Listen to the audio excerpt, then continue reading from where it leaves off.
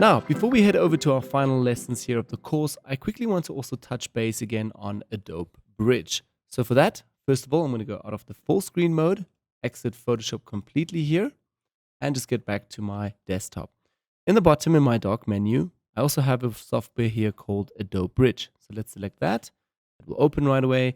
And basically, I do not want to go through this whole Adobe Bridge software right now. It will be way too much information. This will most probably be covered in our next course, 102 for Photoshop beginners. The same goes for Camera Raw. I do not want to cover this, but I want to quickly give you guys a heads up and explain what I do in here and how can we as photographers use this in order to work quicker.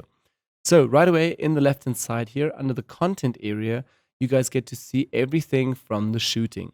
So I normally do my selections in here, give them a rating, as you guys can also see here with the star rating, and then from there on take them right away into Camera Raw, do my pre-adjustments. So Camera Raw is a pre-software before you head into Photoshop. So this is a raw image, basically meaning all the details and metadata are still in there, and I can still tweak everything before actually taking it into Photoshop. So let me show that to you.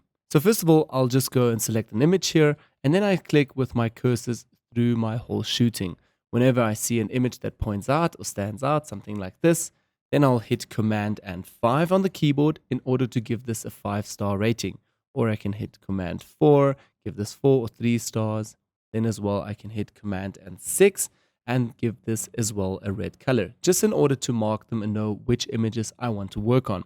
Also, if you're a Windows person, please press Control now when I say Command. Great, I'm going to press now Command 6 again to just remove the red bar. And also if you press Command 0, this means no stars at all.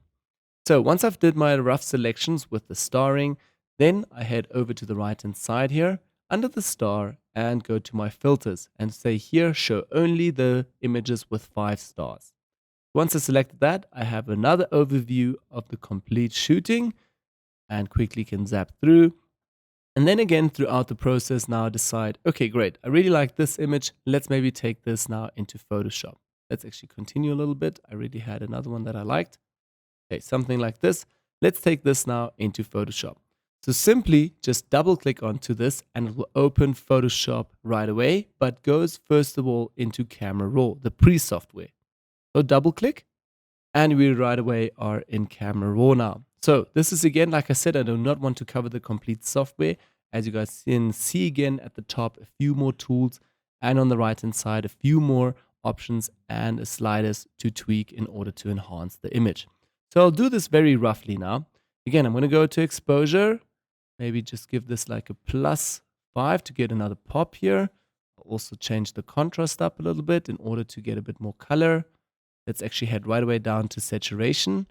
And normally what I do with this software is also play all the way to the right, all the way to the left in order to see what type of effect and how strong the effect will apply. Let's go like a +4. I'm going to go take the blacks down a little bit. Give this a bit of a push with whites and the highlights as well. And then let's also have a look at the shadows here. Let's give the shadows just a bit more contrast.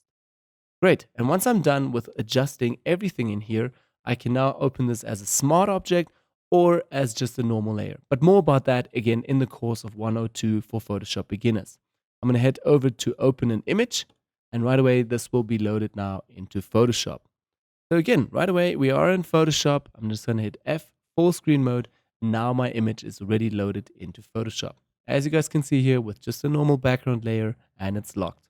We can double click on that, say OK, and right away start working on our new canvas here on our brand new image that we've just imported. If we want to do more, we can always hit back to Bridge and just do the whole process all over again.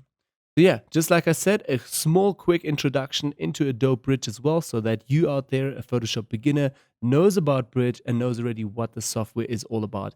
But for no means, this is not a good video for explaining everything in Adobe Bridge. The software is very, very powerful, and I would suggest also having a look in our bonus lecture. Again, there is a list with a few more videos for free that you can watch to learn a bit more about Adobe Bridge. Or head over to our 102 course in the future.